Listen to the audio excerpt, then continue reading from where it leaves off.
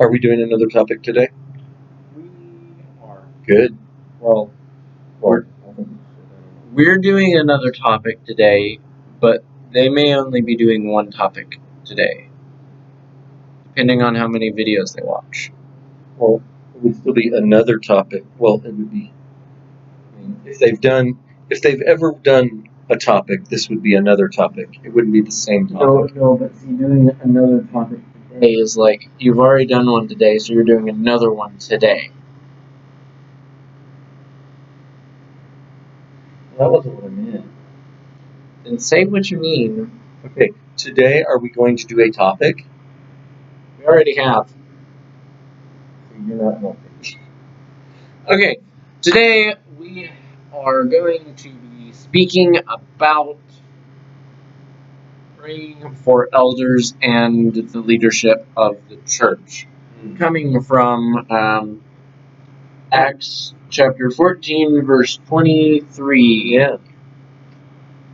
And so this is Paul on one of the missionary journeys. He and Barnabas gone around and taught the churches, and they've strengthened the disciples and encouraged them.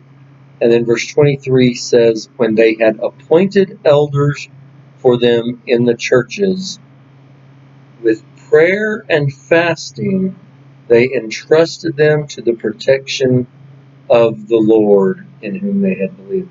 That reminds me, we need to talk about the connection between prayer and fasting in another video. Are you okay over there? I had just forgotten, well, first of all, it's cold in here. And secondly, I had forgotten that fasting was in those verses, and I don't know. It always seems to me like fasting is one of those subjects in the church where it's just kind of like, Nobody wants to talk about it. Nope. Yeah, Nope. Nope. Oh, well. Not going to touch that one. We'll a whole enchilada on a 49.5-inch pole.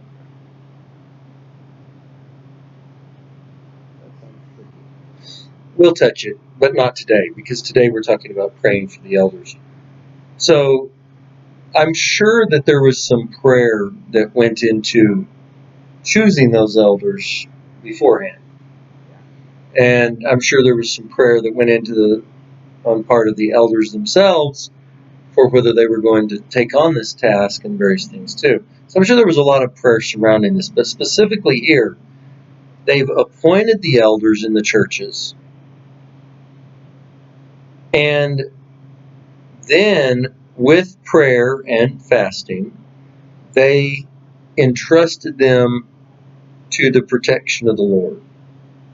So they basically prayed to God to guide and protect them as the leaders of His church. They're praying to the chief shepherd on behalf of the widow shepherd, his underlings. I prefer the term widow shepherds. Braves? His braves? Chiefs and braves? They're not Indians. Well, we said chief, so the big shepherd protect the widow shepherds, and the widow shepherds protect the sheeps. Widow? Why do we have widow shepherd? Whittle. Oh, I don't think we should whittle. I don't think we should whittle the elders. That's probably not a good idea. And I don't think they would appreciate being whittled. They probably do get whittled quite a bit. Well, yes. And needled and a whole bunch Comes of with the job. It does. So, how often do we pray for our elders, for our leaders? I thought you were going to stop there, and I was like, how often do we pray?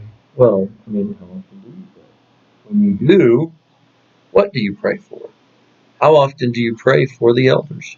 You know, I hear it a lot in a lot of different circumstances. I hear us praying for our governing officials, you know, the president and the Congress and judges and, you know, whatever, lawmakers, if they call them that, whatever they call it. And just, you know, the leaders of our nation and the nations around the world. And that's good. I mean, we saw 1 Timothy 2. He tells us, pray for kings and all who are in authority. So that's good. It's good that we pray for that.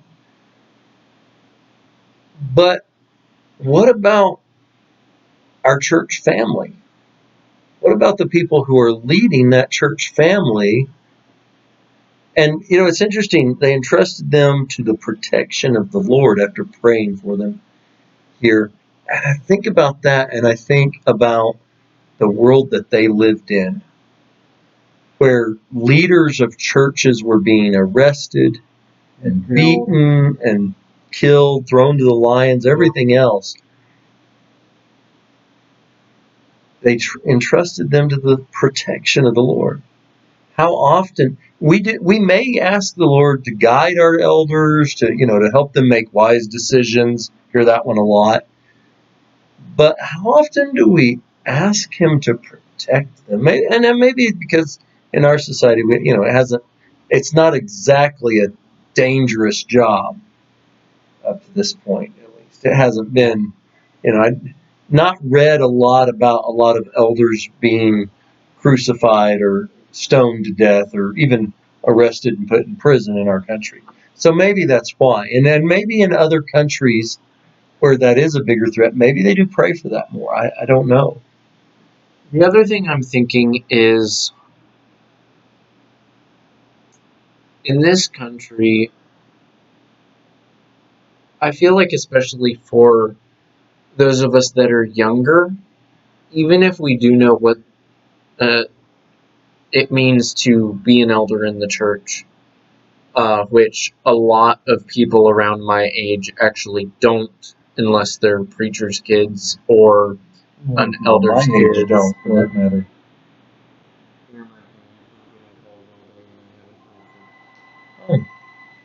Well, okay. Perfect timing for the phone to start ringing. Yes. It's okay. We'll answer it. We'll get it afterwards. later.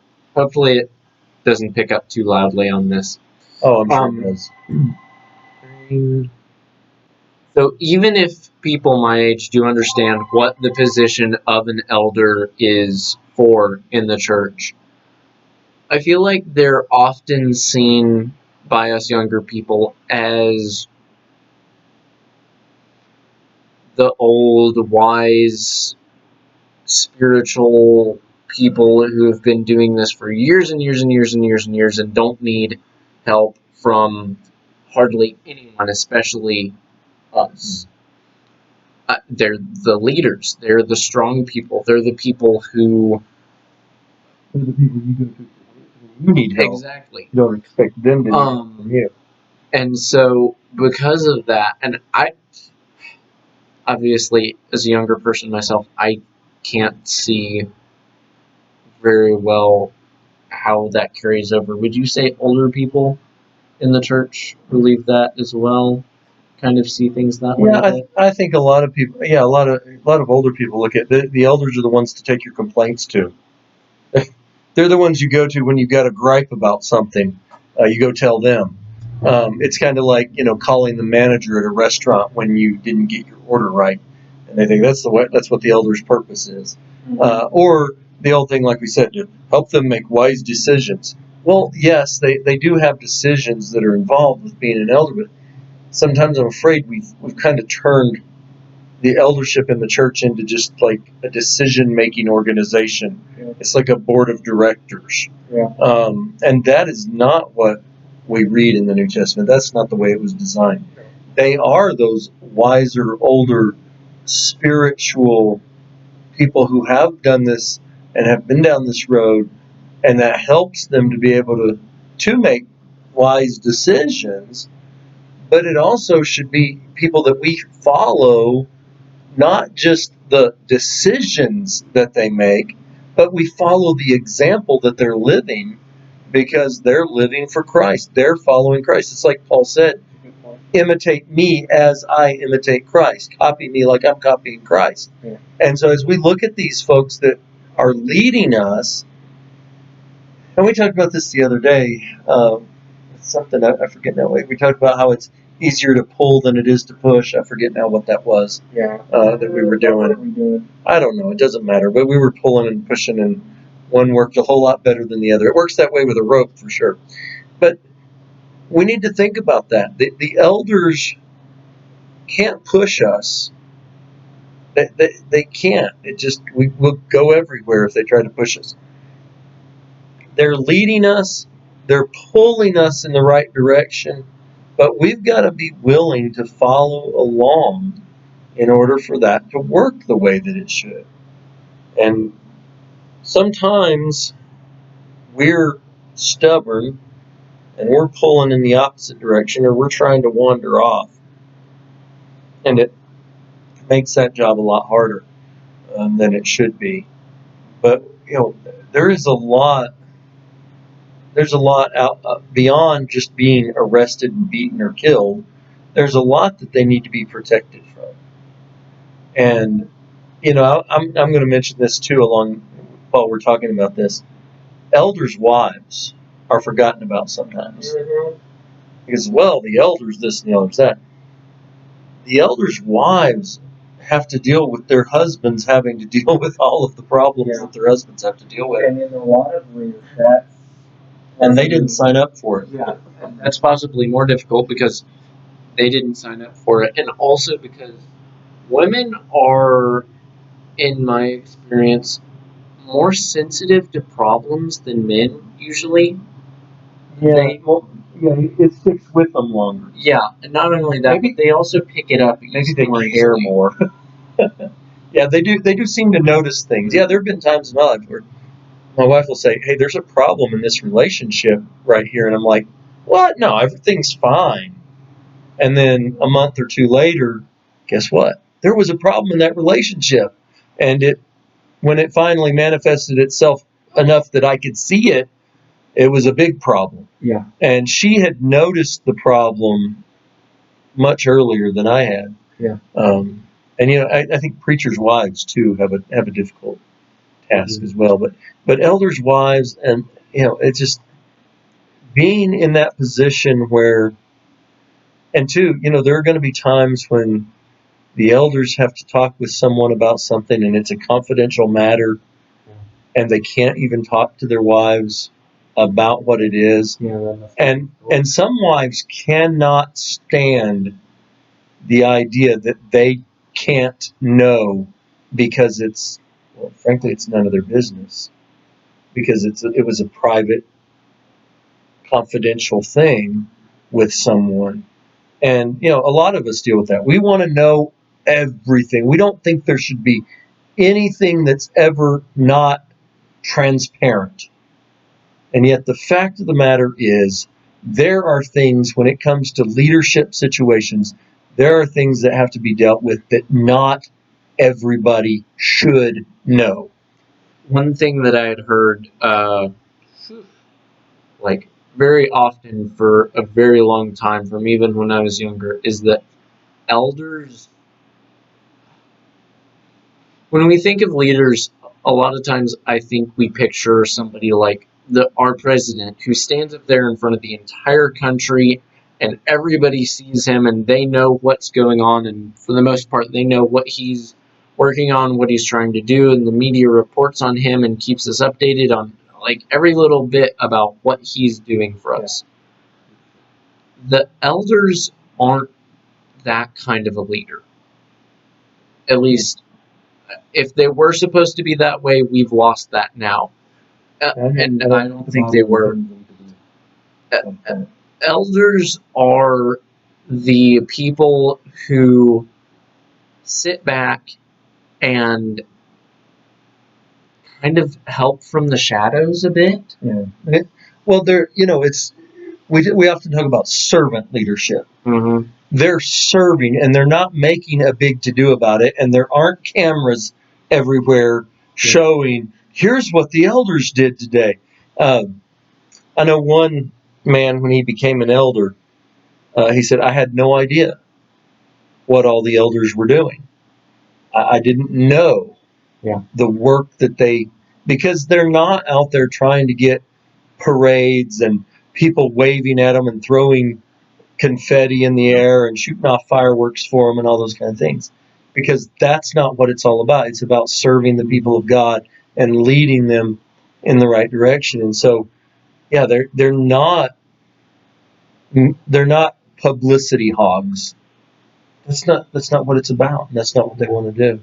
And because the elders have kind of their own group where they've got 2 or 4, or in bigger churches, much more than that, a lot of their work is kind of done sort of between each other, and it's Yeah. passed around to the group of elders so that so many things can be done by them with nobody else in the church knowing about it. Yeah. Not only because it's not about them getting the attention, but just because it stays within their circle and they don't put it out there. Yeah. But there's a lot that goes into any leadership position. Certainly, there is, in my mind, no greater leadership position than leading God's church. God has entrusted these men with the monumental task of helping his children, his sheep, get to heaven. Mm-hmm. And that is a phenomenal task. I remember uh, James Garfield was actually an elder in, yes, he was actually, before he became president, he had been an elder in what today we would know as the Christian church.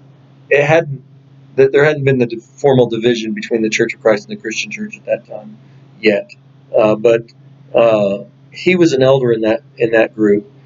And when he became president, he said, "I stepped down from the highest office in the land to become the president of the United States." And that, I think, if we viewed elders in the Lord's church and viewed the task that they have and the position that they hold with the kind of respect that we see it as a higher office than President of the United States. Because honestly, the President of the United States may have some impact on the economy. He may have some impact on our lives in some way. He may have impact on whether the country goes to war and things like that, and diplomatic things with other countries. And there's no doubt he does a lot of things. Yeah. But he's not watching for your soul. And that really is a more important task. And I have seen and I've heard elders struggling with the heartache and heartbreak and grieving and troubled over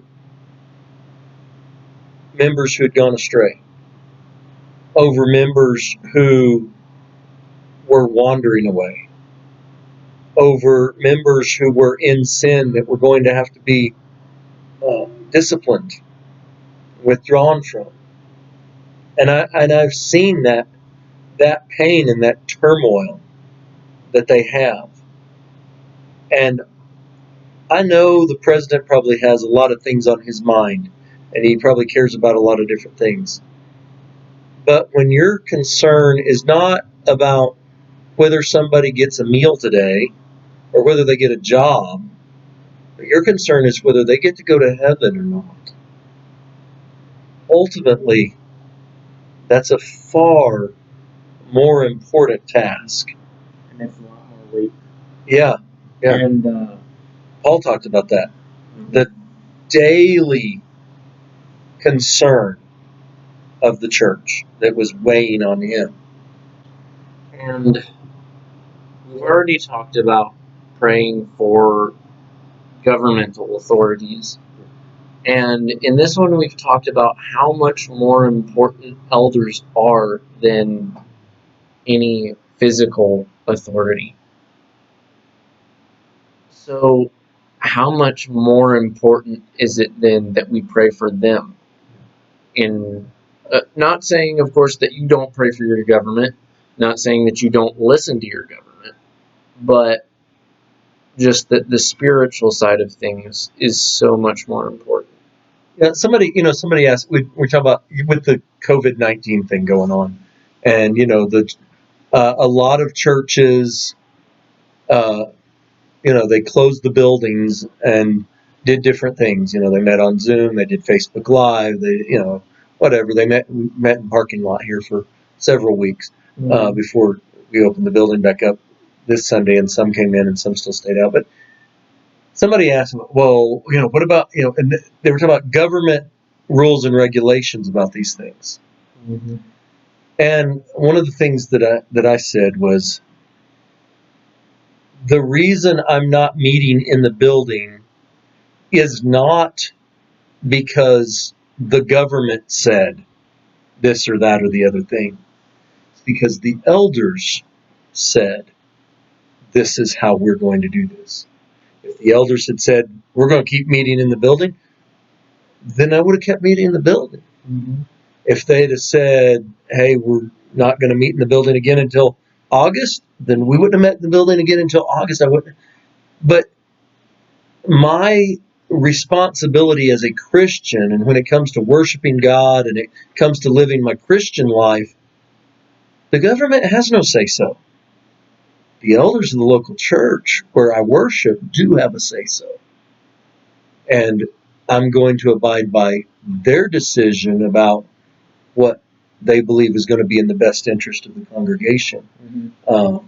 And I've appreciated so much the way our elders have handled this situation in this troubling time that's a little bit unprecedented. And they've done a great job of trying to be compassionate, of trying to be accommodative, and still try to find ways that we can be together to worship. And it's been good, and it's been great. And that we've been able to do this. Really amazing, actually, seeing one of our elders out there in the parking lot every single Sunday serving the Lord's Supper to everybody. Right. And handing them a bulletin. And when, as an elder, out of everybody in the church, he is a part of the group of people that is at the highest risk for this pandemic. Yeah, as an older And person. yet, he is still willing to go out there and have more contact with everyone else than.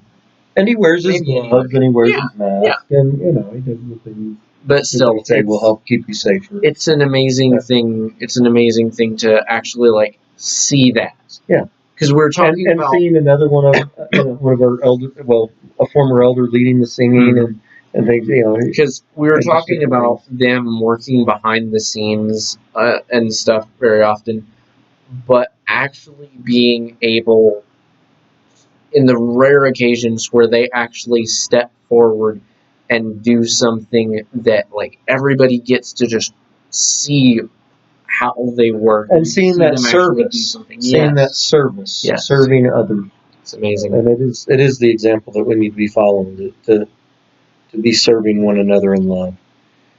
Well, we have carried on a bit on this. We have. In all honesty, we could do an entire series on elders alone. Well, yeah. As people have written whole books about it.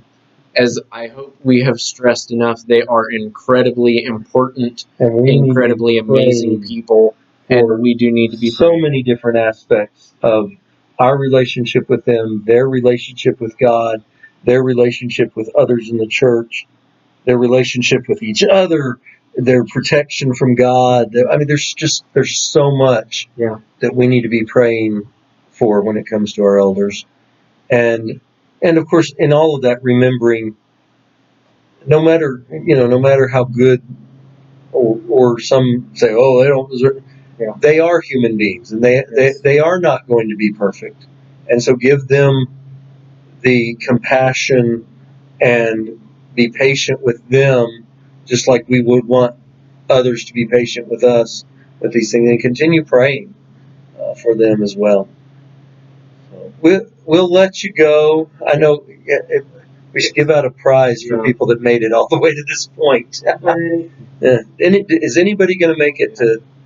This is the longest one by far. Yeah, this has been a very long one, but still an important topic. We hope that you learned something, remembered something, enjoyed it.